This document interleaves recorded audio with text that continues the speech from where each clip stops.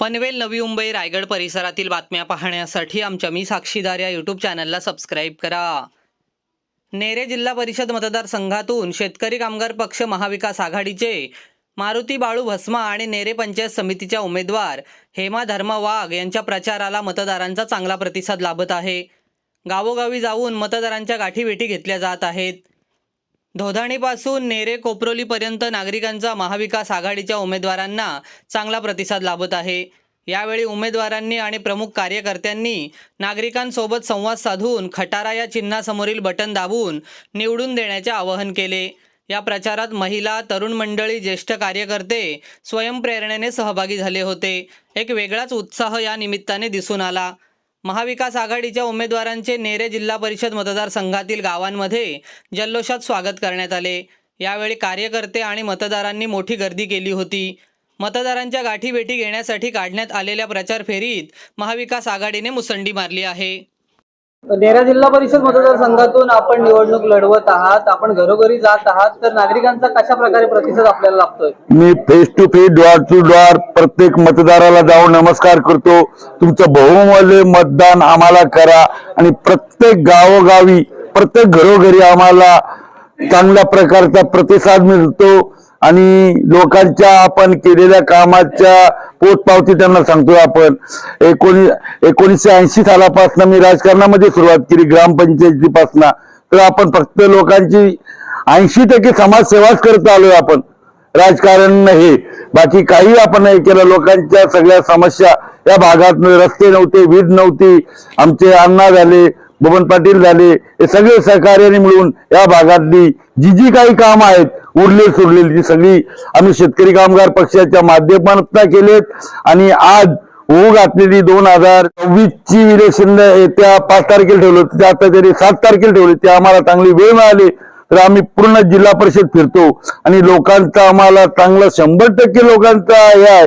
म्हणून आम्हाला लोक निवडून देतील आणि निवडून आलोय हे मी आपल्या सगळ्या जनतेसमोर जाहीर करतो। 101% सीट आमची लागलेली आहे हे निश्चित आहे। आणि आज परत जी केलेली काम आहेत, आणि आज मला जो माझा स्वतःचा भाऊ त्यांना उमेदवार मिळाला नाही भाजप पक्षाला, तर त्यांनी माझ्या स्वतःच्या भावाला एक बावला म्हणून उभा केलाय।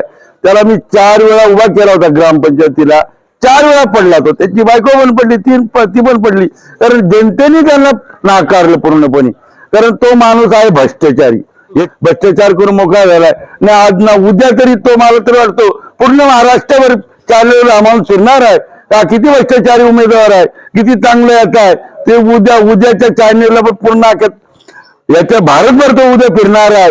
उद्या पूर्ण ज्याने लुटले ते लोक उद्या समोर येणार आहेत। त्यांच्या संपूर्ण पनवेल तालुक्याचं लक्ष या जिल्हा परिषदेकडे लागलेलं आहे, कारण 2 सख्खे भाऊ म्हणजे आपण आणि आपला भाऊच विरोधात लढतात, तर आपल्या विजयाची खात्री कशी काय प्रकारे बाळगता? आमची 1001% आमची खात्री आहे, कारण आम्ही फेस टू फेस आणि डोअर टू डोअर लोकांच्या जवळ जातो आणि आम्ही केलेली काम आहेत, त्याच्यामुळे लोकांचा विश्वास आहे।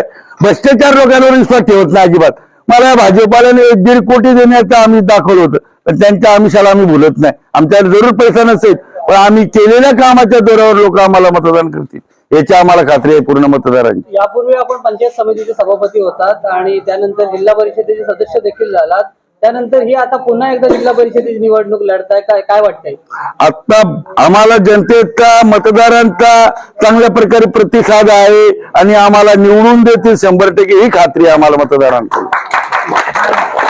आणि आम्ही मरेपर्यंत याला भावच्या खालीच राहू, इथं आमचा काय बदल होणार नाही, कारण आम्ही करोडांना भुलत नाही। आज आमच्याकडे 1 रुपया पण नाही, तरी पण आम्ही लोकांच्या जवळ फेस टू फेस जातो आणि लोकांना आमचे विचार मांडतो। आणि कारण लोकांनी बघितलेत या भागाले सगळे रस्त्यापासून जी काय ब्रिजची कामं असतील, मोऱ्यांच्या असतील, आमचे सगळ्या अण्णा सहकारी, बबन पाटील, अण्णा पाटील, हे सगळे आम्ही एकत्र मिळून या लोकांनी कामं केलेली आहेत। 7 फेब्रुवारीला मतदान आहे, आपल्यासोबत पंचायत समितीच्या उमेदवार देखील आहात आणि तुम्ही देखील आहात, तर मतदारांना आपण काय आवाहन कराल?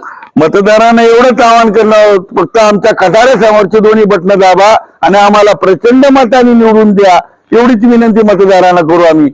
मग येणाऱ्या 9 तारखेपासून आमचा काय, लोकांच्या सेवेपर्यंत जरी आमची सीट पडली तरी लोकांची कामं मरेपर्यंत करू, हीच आमची इच्छा आहे। शेतकरी कामगार पक्षाचा